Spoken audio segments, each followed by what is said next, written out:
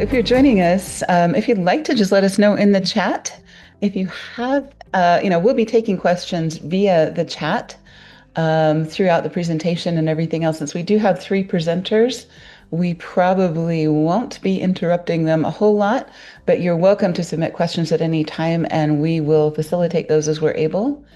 And if you'd like to just introduce yourself in the chat and ask any questions you have coming in, maybe share where you're calling in from, what you're hoping to learn today, what you already know about AI, or how you may be using AI, or anything else you'd like to share. You can share with the group, and then any of us see this. I always think the chat is one of the more interesting parts of any conference we go to nowadays, just because we learn so much from the people who come. But in any case, we're really, really happy you're here, and I'm really interested to learn about today's topic. And I'm going to introduce Tim Bonnell and let him introduce his team with TriVector Labs. Tim and I have been working together on a number of projects over the years. And one thing that I do know is that he is very, very particular about how he uses his time and the things that he invests his time in, because he's got so many different things going on, as an author, as the owner of Aris Insurance Solutions and Air Reach Solutions as well. And then now this. So it has to be something that is really cool and really important for him to decide to invest in something like this. And the other thing that I know about Tim is that he is very good at picking people. He's been instrumental in helping us find some of the members of our team. So I know if he's put a team together to do something, that he's done a really good job of this. And Art and Danny, I told you earlier while Tim was offline that I would never let him know that I think this, because I don't want him to get a big ego. But but that's absolutely true. And unfortunately now he's heard it. So anyway, the cat's out of the bag. But Tim, if you'd like to introduce your team and Yeah, thank you. go No, from here. I appreciate that. I do try to surround myself with people who keep me grounded, and we'll be talking about grounding a lot as we get into this. But ultimately, it's about having the right partnerships and collaborations. And anything I get into now, any endeavor, whether it's the aviation insurance business, remote staffing, or changing, industry, industry transformations. That's really what it's about, and that's why we collaborate on the AAOA and why we're here today. And Mhm. I've had obviously been very engrossed in the aviation insurance industry for years, and have been pushing for a higher level of technology in the aviation insurance industry, and Danny, Maco, and myself have had conversations about that, and Art, Jimenez, and I'm terrible at names as well, but they've both been industry veterans. Danny on the insure tech side, and Art's been an aviation insurance software engineer for decades. I'll just leave it at that to not date anybody. Thank you for taking the slides. So, as I looked at how to take, our organization into the future, I knew that it was only possible through collaboration. And we got together and said, I think, we've got really good complementary skills to help transform an industry using AI. And so we each kind of pulled together, and so today, that's the three of us are going to get together and talk about some real core principles of utilizing AI in aviation workflows. And if you want to look at the next slide, so we want to look at key assumptions and considerations using AI workflows. And then we want to take a real practical look at using AI in those under those contexts, for pilots and aviation businesses. And so we'll examine some of the products we're using as examples, but we really want to make sure that these core concepts are key. And so, first we'll look at some unique considerations and some key assumptions, and I'll turn it over to Danny. But at the end of the day, aviation is a high stakes industry, right? There are, lives at stake, regulatory issues, obviously a lot of expenses when we get things wrong. And so that is the absolute first consideration and key assumption that comes into mind when utilizing AI. The stakes are much higher in aviation than for so many other industries. And so that's really the foundation and starting point of our discussion. And Danny, if you want to, take it from there and kind of highlight some of the other unique considerations and key assumptions that we need to keep in mind in the aviation industry when it comes to using AI, Sure. great. Sure. Thanks, Tim. Just to set a baseline, with any AI implementation, it's very dependent upon the environment, the industry, and the organization that it's being implemented in. And so, as Tim noted, I remember being with a startup many years ago, and in a meeting and in the conversation, somebody said, "Well, it's not like anybody's going to, their lives are at stake on this decision." Well, that's not true in aviation. Aviation, there are lives at stake, and safety is very, very important. So that's an important factor in any type of AI implementation. Um, Also, AI is the world's most confident, convincing, and articulate liar that you'll ever meet. And many of the times, the reasons why it's able to do that is the fact that the data sources haven't been designed or grounded that it's using for its responses relevant to the tasks and the industry at hand, and the limitations haven't been put in place to regulate how it's coming up with its conclusions, its information, et cetera. So that's an important component, particularly in this industry. And then thirdly, aviation is highly dependent upon, it's a very tight community. It's highly dependent upon relationships in any of the aviation businesses. And so the whole philosophy, particularly around our approach and our products, is that AI should be augmenting and empowering you, your teams, your organizations, and allowing them to focus their time and resources on building relationships, the things that they're good at, and relegating the through augmentation the heavy lifting and process type of work to AI. Now, if we go to the next slide.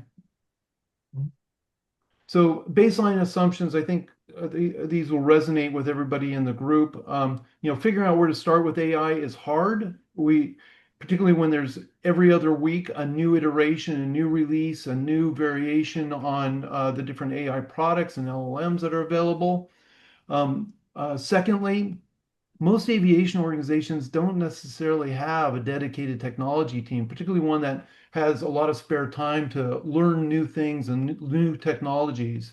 And then thirdly, FOMO sets in, the fear of missing out, because while you're focused on trying to do your business every day, you're scared to death that all of your competitors are accelerating and utilizing and implementing AI faster than you are.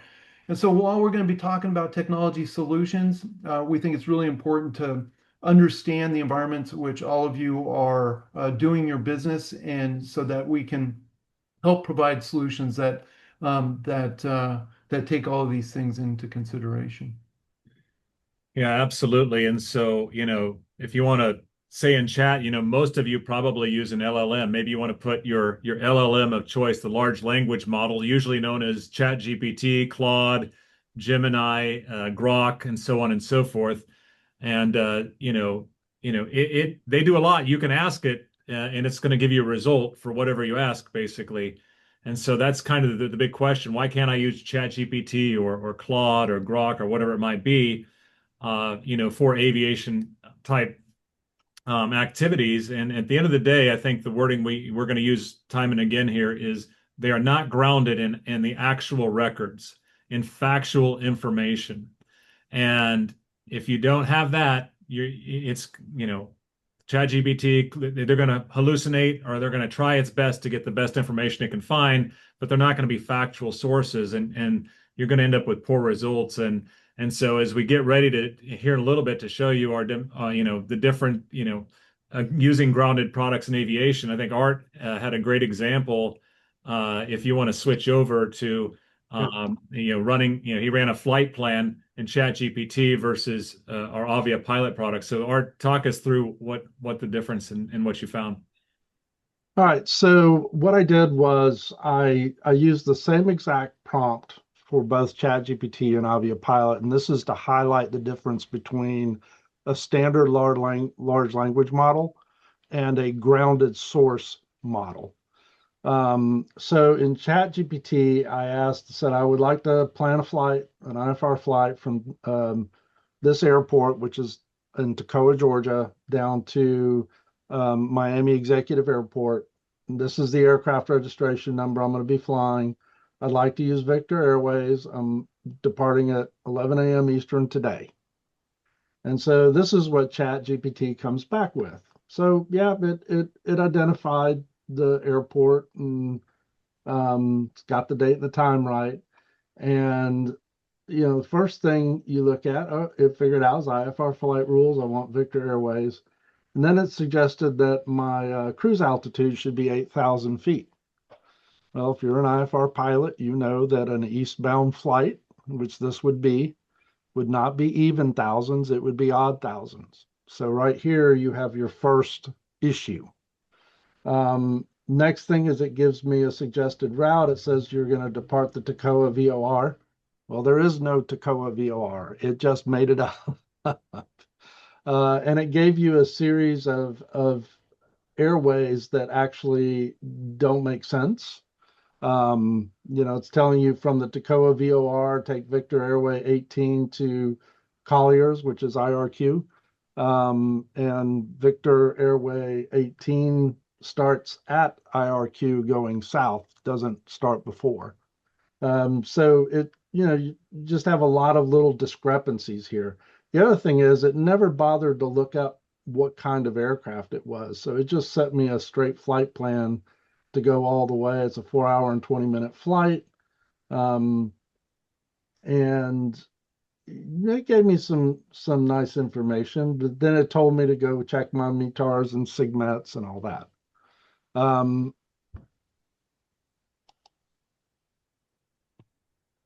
So this is AviaPilot. This is now the same exact prompt going into a grounded language model. And so here, the first thing that you notice is, well, it actually looked up this aircraft. So it knows exactly what model this aircraft is. It pulled the type certificate data sheet for this model of aircraft, and it knows how many gallons of usable fuel it has. It knows how much fuel it burns. It tells you how much, what the endurance is. It notes that you need to be going at 9,000 feet. It knows what the FAA regulations are about IFR flight. So it knows we need to have a fuel stop. It plans the flight out then based on that with a fuel stop in Jacksonville, which is about midpoint. And, it also gives you backgrounds. We're tied into the FAA information, so it gives you background on TFRs that are out there. It's tied into NOAA, so it's looking at weather.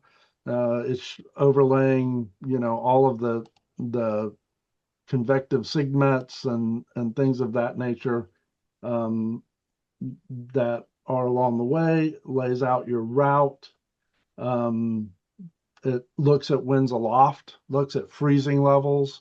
It looks, if we were flying over mountainous regions, it would look at the minimum en route altitudes to make sure that it was picking a route that your aircraft is capable of flying. It looks at the fuel prices and lets you know what the fuel prices are. And it tells you where it got it from. It's getting the fuel prices from AirNav. It also knows that since you are flying IFR, you may need to have alternates as far as your destination, and it takes that into calculation when it's looking at the fuel. It knows that for IFR flight you have to go from you have to have a 45-minute reserve, one alternate plus 45-minute reserve. So it calculates all of that information in there. And then it gives you currency and endorsement checklists and air qualification checklists. So it's looking at the FAA regulations, and making sure that everything that you are doing in this flight actually matches what the FAA would require. So as we talk about, it's not artificial intelligence, it's augmented intelligence. And, in this case, we're talking about pilots, and we'll talk a little bit about aviation businesses here in a little bit. But when it's grounded in factual, accurate data, it is helping a pilot make fully informed decisions, with the highest level of information, not made up information that's going to, obviously ChatGPT's version is going to put them in A, potential harm's way, and B, with the FAA wanting to talk to them after that flight, which is never a good thing. And so, um, uh, actual grounded information, the AI, in this case, we're talking about, it's not going out to various websites, it's going out to the right apps, websites to get the actual information. And so whatever tool you're using, because, AI is a tool. And so it is critical for whatever application that your interest is, that it is grounded in reliable sources, or you could, there's just a lot of consequences. And in aviation, they're very serious in multiple ways. So it will augment the thinking, not replace the human. And that's really the goal of using AI in any aviation workflow as it may be. So next slide. So obviously, every organization should have data security, some sort of risk management and concerns and policies in place when using AI. And obviously, number one is, be very careful about the level of sensitive information you put into an AI.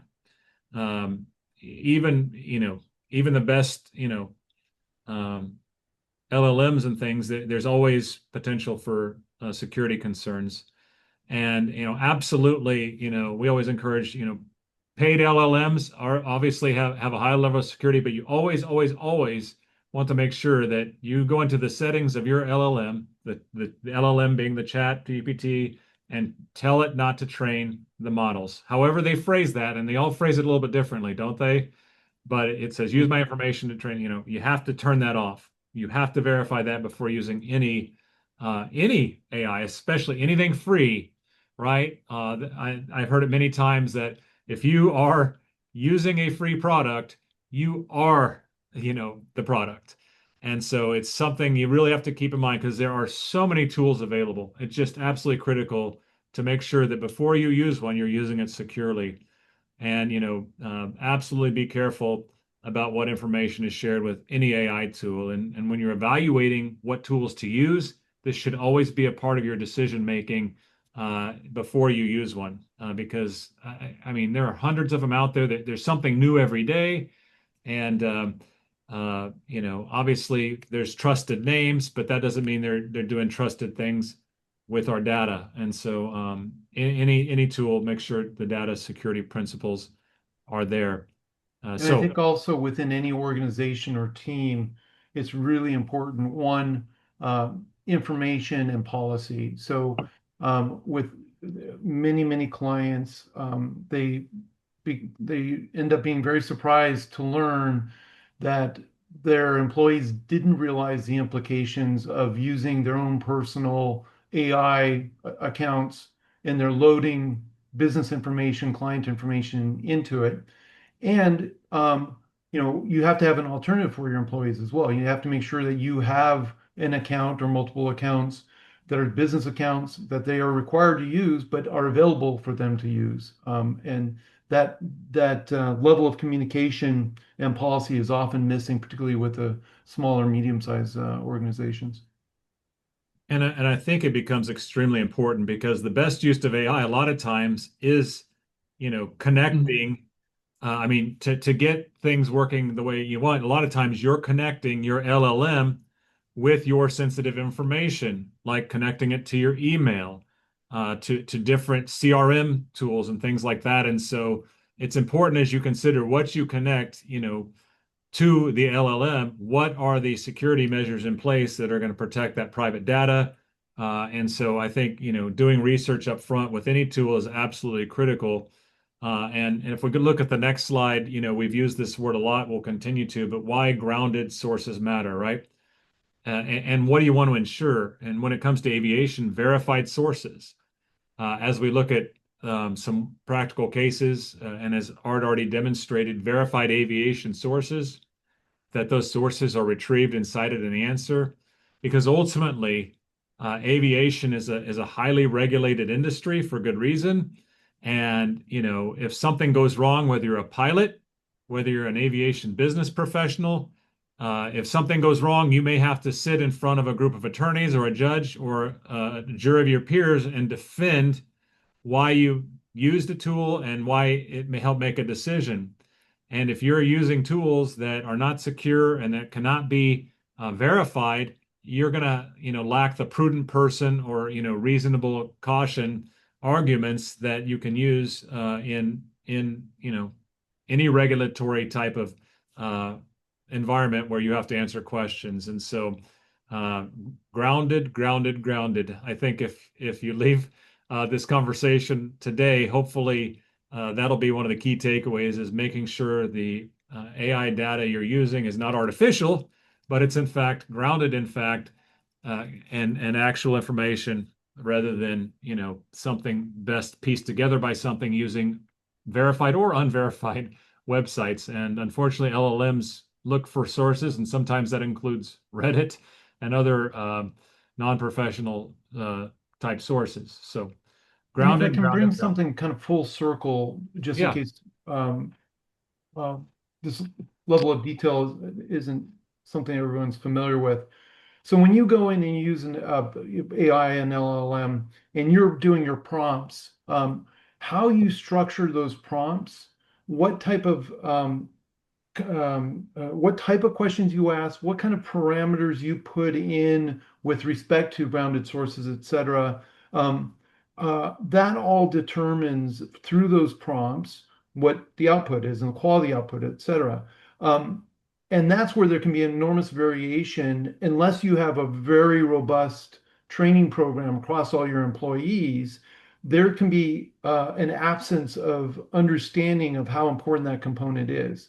When you use a tool like some of the products at TriVector Labs we've developed, that middle layer of when you enter questions, there's a middle layer that goes through and restructures all of those prompts, all of those questions, et cetera, in a way that it does that work for you. It already has all the connectors to all the important sources. It's already limited all the sources. It will reword your prompts so that they are actually in a form that is going to get the information that you're looking for. So that's kind of that. I wanted to describe the architecture a little bit and the process on what these grounded sources mean and how they work in the products and in your daily workflows. Yeah, one of the terms that you will hear a lot when you're talking about AI is something called the orchestrator. And that's that middle layer that Danny's talking about. The orchestrator looks at the original question, it breaks it down into its individual parts, and then it looks at the context of the environment that or the business or the entity or the market that you're looking at, and it will break your original question down into a series of other prompts that are more tightly refined. And they'll also add something in called guardrails, which, for example, on the TriVector Labs, one of the big things that we have is every prompt that goes in has a very specific directive to never guess or to extract information from memory. Because what that does is if there was a Reddit article written that, hey, IFR altitude should be changed to be even altitudes going eastbound and odd altitudes going westbound, it's just as likely to pick that up and report that, yeah, you're flying eastbound, it's got to be an even altitude, which is what we saw in that ChatGPT response. So the orchestrator under ChatGPT wasn't grounded, wasn't using FAA regulations for its grounding source and how to define the context of the underlying questions and prompts that are getting generated. I know that's a little bit technical, but it just kind of gives you an idea of the importance of using industry specific AI and well-grounded AI versus just using the large language models. Large language models are great for helping you write an email, great for general information. But if you're looking at anything specific in any industry, or any vertical within the aviation market, making sure that what you use is grounded in aviation knowledge is absolutely critical. Factual knowledge at that, right, Art? Right. So, Exactly. and that's part of the key is making sure that the correct sources. So, what we want to do is, we wanted to definitely provide some education on all of these, big picture using AI, knowing how to do it well, and certainly when it comes to aviation, doing it in a safe and secure manner. But so what we want to do is look at some common use cases and examples. And so we'll obviously be doing that using some of the products that we've developed because they're for the aviation industry and they're based on these concepts. And so everyone here comes from a different level of using AI and from a different angle in the aviation industry. And so we're just going to look at a few use case scenarios, using grounded sources and what they should look like. You've already gotten an initial indication of what AviaPilot looks like. That is designed for pilots for multiple uses. And so we'll look at some pilot use cases. And Avia is a chat feature that's you might be similar in nature to what you're used to with an LLM, but it is grounded and it interacts with all the other Avia products. And the other one's AviaIntel, which is really designed, anyone in aviation can use, but it's aviation intelligence. So deep research and factual information. So we'll look at some use cases on getting good information about pilots, aircraft, aviation businesses, airports, and this technology is getting introduced very heavily into the aviation insurance side of the vertical right now. And so there's some special features for it, which we won't bother with today, but it's all based on these same core concepts that we've talked about. We know that this is really critical to use AI in aviation going forward. And so let's demonstrate how, you can use for pilots and with a couple different use cases in AviaPilot, how to get good grounded information and how that can translate, into doing things better, augmented as pilots, as aviation professionals, going forward. So Art, you want to jump over to AviaPilot? We'll look at pre-flight planning, which we've already touched on a little bit, risks flagged, and then the post-flight review part I'm excited about as well because it has a lot of positive implications for our industry. Yeah. So as we saw, pre-flight planning, this is the example of pre-flight planning, which we went over a little bit earlier. One of the things that I'll show you here is an AviaIntel. I'm going to go look up this particular aircraft, the one that we used for the plan.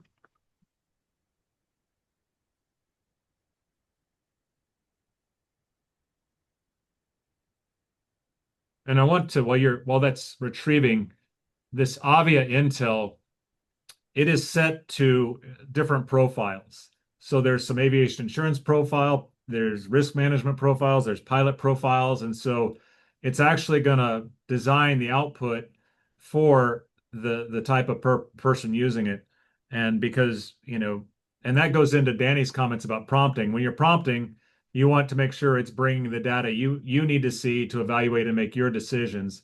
And so that I just think that's another important concept in your, in your prompting of an LLM is make sure it understands the context of what you're looking to see so that you're getting the kind of information that you want to get. Now, one interesting thing that I would highlight is when you're using grounded sources, it may take longer to generate the results, because ChatGPT, it's going to come back quicker because it's trying to get you a result as quick as possible.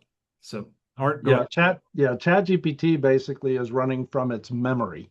So it was trained, and generally the information is at least 3 to 6 months out of date.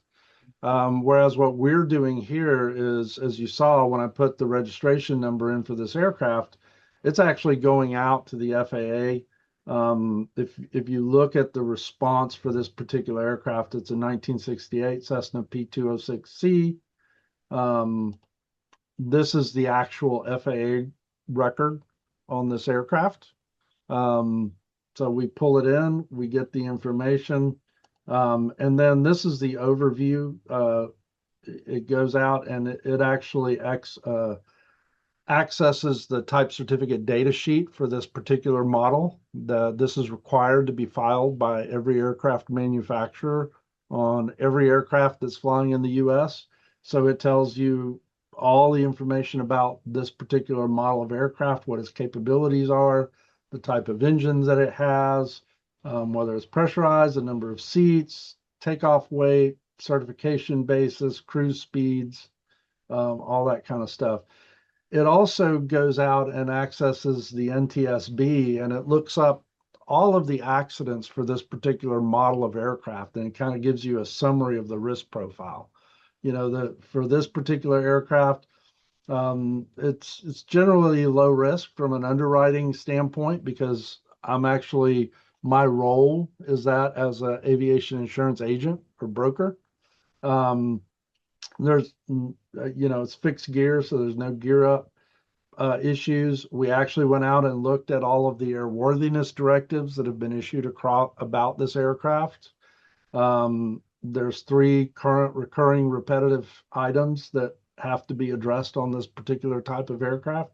If you're looking at purchasing an aircraft, this is valuable information to have, because it gives you an idea of, well, what are my maintenance requirements going to be?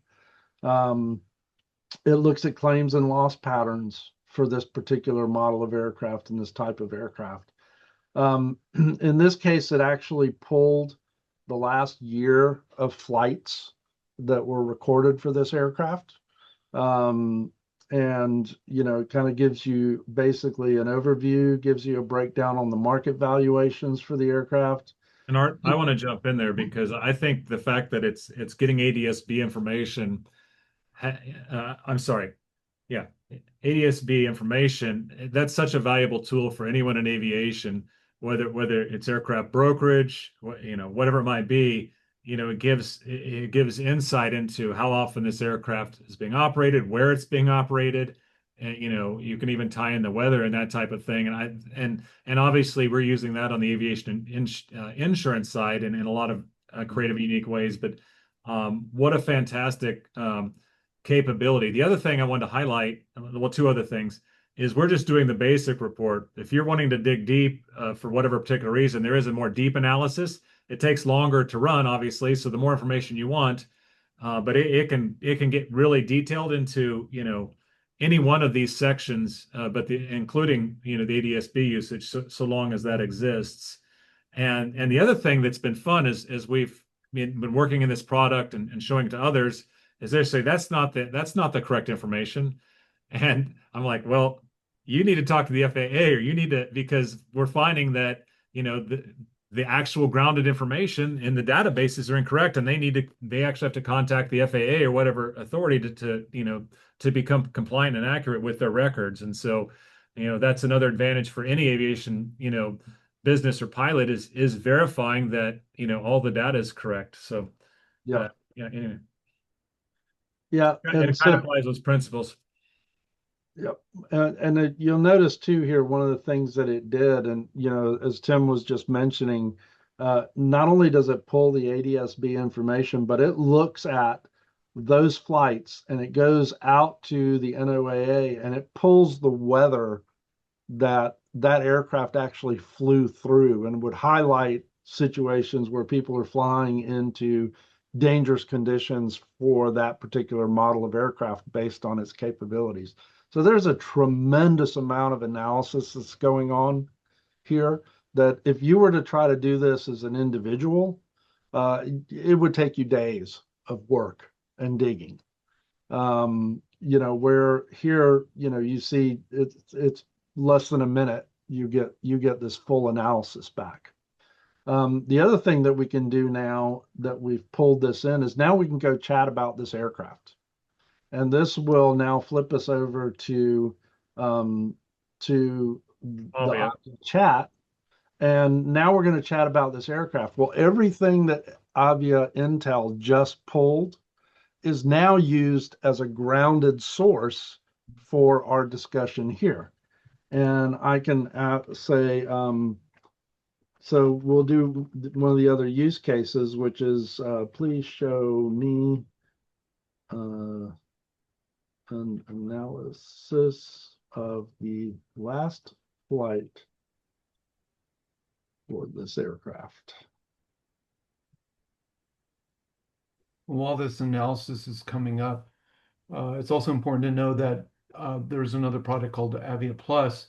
And when Art was describing all of the grounded sources for an organization with Avia Plus, you then can have all of your internal documents, your processes, your policies, your data sources as sources of truth to be combined with the other grounded sources of truth for your analysis and specific give results specific to your organization. Yeah. And so I think the principle of what we're looking at in both is the more grounded facts you have oriented to your use case, the better the information, the analysis you can get. Yeah, so go ahead, Art. Yeah, and so this kind of shows you a basic little breakdown of this last flight. It was very, very short. It was just a little hop. And it shows you the track, but notice it's also overlaying the weather that was going on that day. And I can, it's got the NEXRAD weather from that particular day and time when the flight took place. And it just gives you some more information than we could possibly share today. So what's another? So we looked at what else should we examine with the AviaPilot or the Intel? So with Intel, I'll show you an example of an airport. So if you're looking up a particular airport, it's going to give you all the information about that airport. It gives you the runway details. You can go look at, it'll pop up another page and show you the FAA. This is the official FAA airport overview. You can also look at the AirNav information on the airport. But it also gives you a summary about the airport, who owns it, a risk assessment. As you're trying to decide where you want to base your aircraft, some of this information could be very valuable. If you're insuring an aircraft, it's very valuable. If you're considering financing an aircraft, it could be valuable information. Where you want to park the aircraft. So regulatory compliance, airport overview. Go to the exciting bottom information. Say that again. Go to that exciting bottom information there. And this is actually pulling all of the records from the NTSB for the accidents and incidents that happened at this airport over the last 10 years.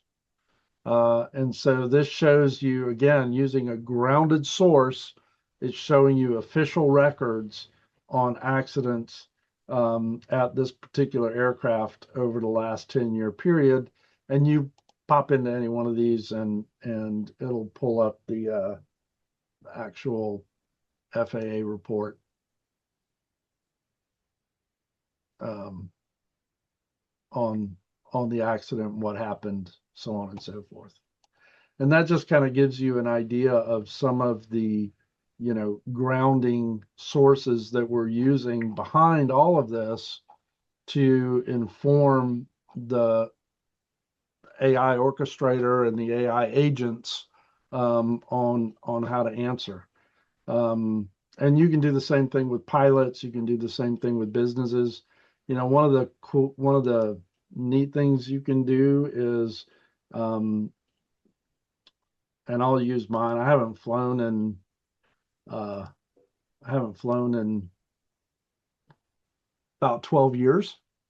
And so I just took a picture of the front of my pilot's license, and I've given it to this, and uh, now it's going and it's actually pulling my information. So it reads what's on the pilot certificate, and it goes and it pulls my information from the FAA Airman database, and provides as much information as is available at the FAA, about.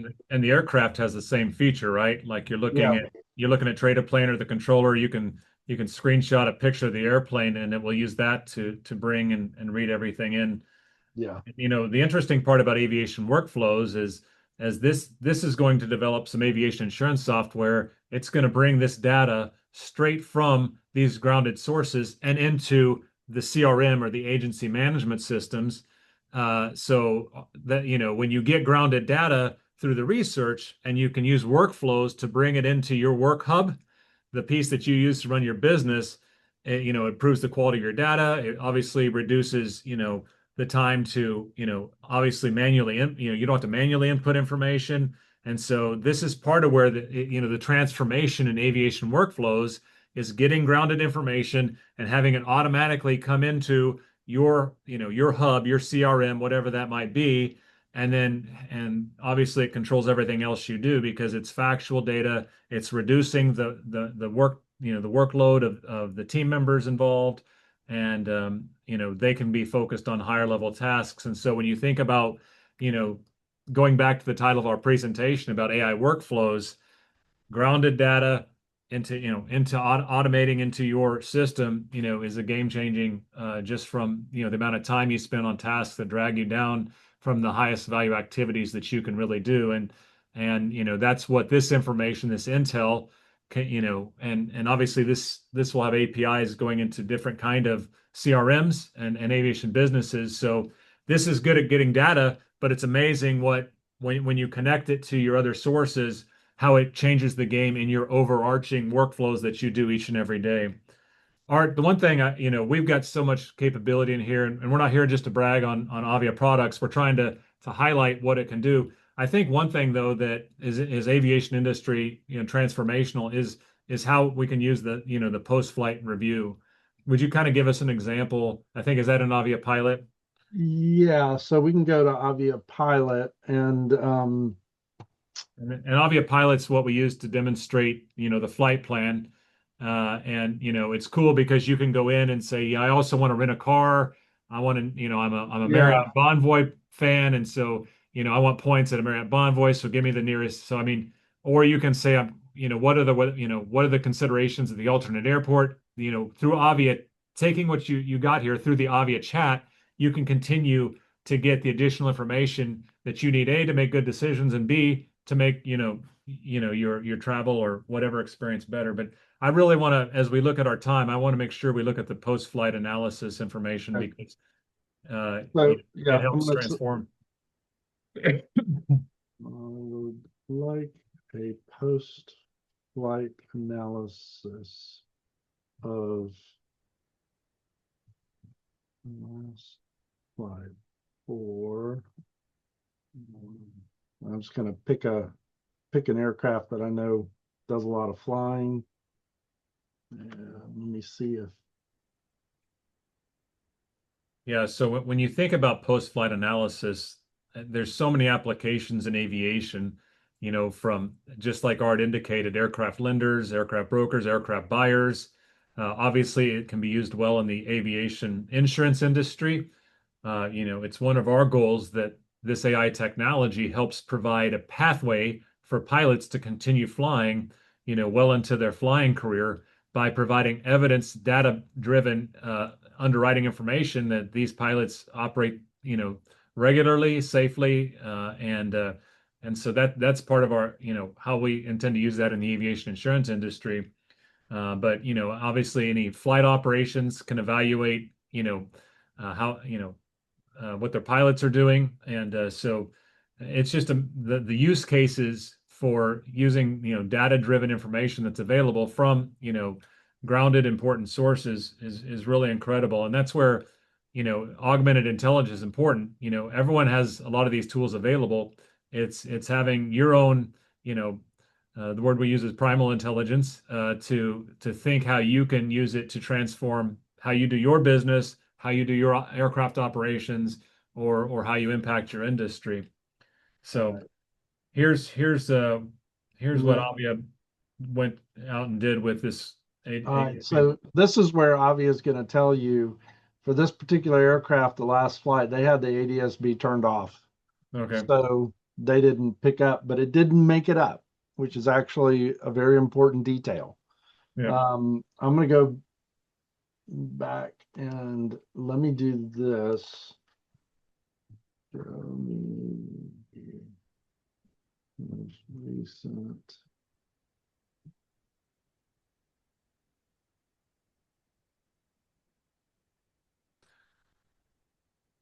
So as this generates, we want to respect keeping close to an hour on this particular webinar. So if you have questions in advance, if you want to put those in the chat, we'll try to leave time for a few questions here at the end. I know there might be some already, but if you have any, please let us know. Anytime you look at new technologies and information, sometimes there's so much information, it's overwhelming. And that's why, we want to keep hitting on these core concepts that apply to anyone, regardless of your space in the industry. But yeah, so here's a good example. Go ahead, Art. All right. So you got the most recent flight of this aircraft.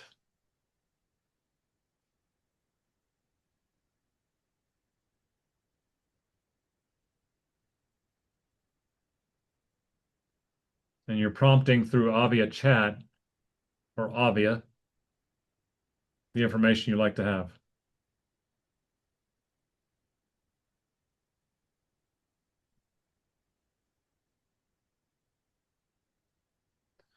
So we're asking, I'd like a post-flight analysis of this aircraft, give you details on what you can do to improve, the flight operations based on this grounded information.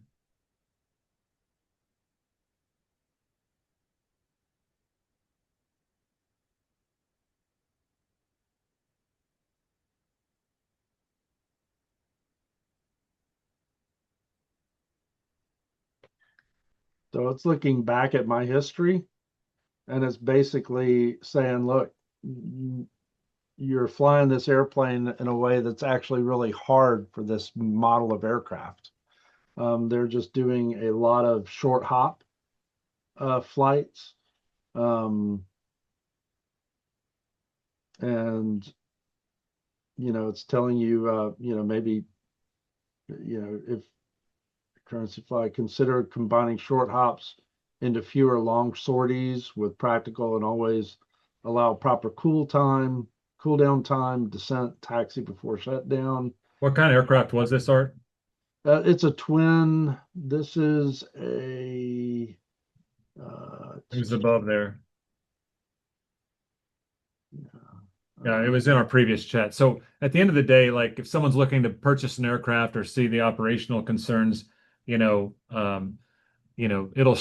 actually tell you if it's likely to be flight training activity, and a lot of engines don't do well with frequent short hops, and so it can show additional wear and tear that you might not just see in a logbook. So yeah, it's a PA34 200T. It's a turbocharged Piper Seneca. Yeah. And so obviously a lot of short hops on a turbocharged engine isn't ideal for longevity of the engines. And and obviously, so one of the questions, I see is, what was the genesis of this effort? What aviation problem did we originally set out to solve? Well, obviously one of my key focuses is aviation insurance. And I've really wanted, technology to be transformed in that industry to not only be more efficient, effective, but also to improve the safety and quality of the aviation industry. And that's really the genesis. And so, that's why, ultimately we want aviation insurance agents, using grounded data that can communicate effectively with insurers, but we also want, collectively to change how we look at doing aviation insurance. In fact, when we're using this kind of information, and obviously we're building products off of this that will help, insurers look at the safety of individual pilots and aircraft operations, so that it's not just a set of standard, how much total time do you have and how much time you're making model, and do you have any accidents? Because right now, aviation insurance underwriters have to make decisions based on generalized information that isn't verified, by the way. And the older a pilot gets, it kind of, works against them. And when you ground aviation insurance underwriting and factual information, looking at the overarching performance of an aircraft and a pilot, not just a set of numbers, it helps them make safer and better decisions. It also informs the pilot who makes safer and better decisions. And when we combine it all together, ultimately you provide safer operations, for pilots, aircraft operations, and ultimately better results for the aviation insurance industry, which benefits everybody, because not just the saved lives, but decreased costs of claims, and so on and so forth.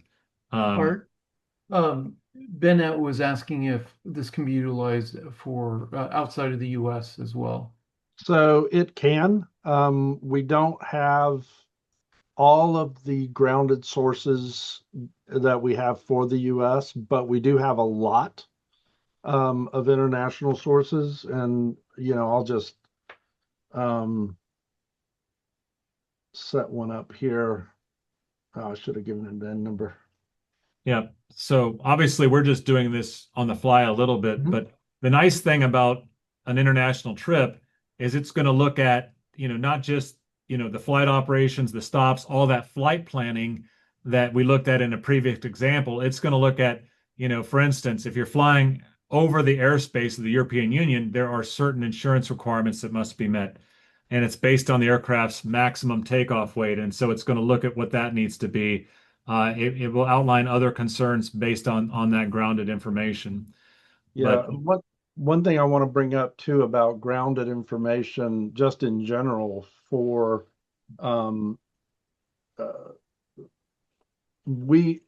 it's important that any grounded information that's being used is always up to date. Yep. A lot of this is information that has to be pulled down because the FAA doesn't have an API, an online resource that we can access programmatically to get the data. So whatever grounding you do when you have sources like that, you have to make sure that that information is being updated on a regular basis. And for example, with our products, we pull the information every night. It's updated. If we don't have a live feed, it's updated nightly. So we're never more than 24 hours behind on any of the information that we have. But here's an example of, doing an international flight. And I want to comment to your point, Art, is that the European Union's, requirements are based on what's called these SDR, special drawing rights, and it's like a form of a currency. And just like any currency, there's an exchange rate that changes, daily. And so if you don't have grounded information, you're going to get inaccurate information and possibly face fines if you don't carry an adequate liability limit and appropriate coverages. So, Art, we could go on honestly all day about this. What was our concluding slide there in the presentation? I just want to really recap and allow another minute or two for questions so that we can end on time. So, at the end of the day, and I'll allow Danny and Art to comment as well, but AI is here. I think everyone's here because of that. And it's going to transform how aviation workflows occur. And again, we're not looking for AI to reduce, or get rid of people. We believe in the best case of AI It's going to augment good decision making and transform the quality of operations and ultimately safety, efficiency, effectiveness of aircraft operations, aviation businesses, and the industry as a whole. Again, I'm sure if you've been here using grounded sources and operating securely, if nothing else, you take those away when you're making, high level decisions. And then building a solid AI foundation that your team can then build and accelerate from there. And that's where, sometimes, in most cases, as Danny alluded to, right from the beginning, most small and medium-sized businesses don't have dedicated IT teams, and those that do don't necessarily have those, in AI specializations. And so, finding the right partner who can help you do that is absolutely going to be important. And make sure that anytime you evaluate the AI tools, these concepts are what you're using to evaluate them, as you look to move forward into the future. So again, this can be applied across any vertical, these concepts in the industry. And we just wanted to provide some practical, applications of how the tools we've been developing are being used by pilots, and certainly are going to help transform the aviation insurance industry and other, regulatory, sensitive aviation businesses. So, Art, Danny, any other closing words on that? No, I would just, if there's anybody in the audience that has questions or thoughts around use cases that are relevant to them that they'd like to share, that would be fantastic. Yep, nothing else really. Just to finish on the answer on international. Yeah, it will do an international flight plan for you. We do have every navigational waypoint in the world, and we have every airport in the world loaded. We don't have information like NTSB and stuff like that, but it can be used globally. We don't have the NTSB equivalents in the other countries, right? But we do have the NTSB for this current product. So yeah, somebody asked, and I think Danny put in the chat, if you want to learn more about these products or the pilot ones, go to TriVectorLabs.com. Danny put a link there.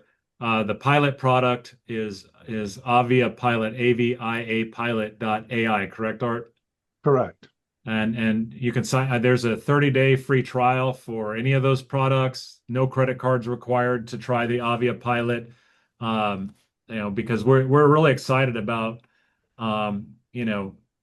we're really amazed at how effective it is and how much great information it's bringing that is reliable. And that's why, we're really fueled by the impact it could have on the entire industry by using these great tools. And whether it's just a pilot or an aviation business, there's some great information. But again, the reason we believe in it is the team we have here has a great experience across the entire industry, and we're bringing these principles that we've outlined for you today to bear in the aviation industry. And any other questions, I think, or the use cases Danny mentioned? I'm just looking if I'm missing any. Yeah, Paula, yeah, the longer, obviously with chat, exactly, the longer, if you take basic intel and you ask it to dig deeper, or even, ask for additional clarity, the better information you get, the more dialed in it can be. So, all right, well, yeah. So just on behalf of everyone here, the TriVector team and our support teams, which are represented here, Paula, ABCI and the AAOA, thank you for your time today. Again, learn the principles and apply them to what you do. And it will help transform how you can use AI to augment what you're doing and to transform your role, your company, and your industry. Thank you very much, everybody. Thank you. Absolutely. Thank you to the TriVector team. And this is exactly what the webinar series is all about, is bringing together experts from every part of aircraft acquisitions and operations for practical knowledge and, free trials. I mean, everybody who is on this call hopefully will download that and play with it. And it'll probably transform the way you think about your business, whether or not you pursue using it in the long term. You definitely should at least try it out. Our next webinar in July will feature Chad Nelson, who will discuss the legal issues every aircraft owner or buyer should understand. So anyway, on behalf of the AAOA. Really happy that TriVector, you guys are sharing your knowledge and improving the industry. That's really something that's very much needed, and we need to evolve as much as every other industry, and higher risk, higher reward, I think, for this industry than any other. But thanks so much. We'll see you in the next webinar.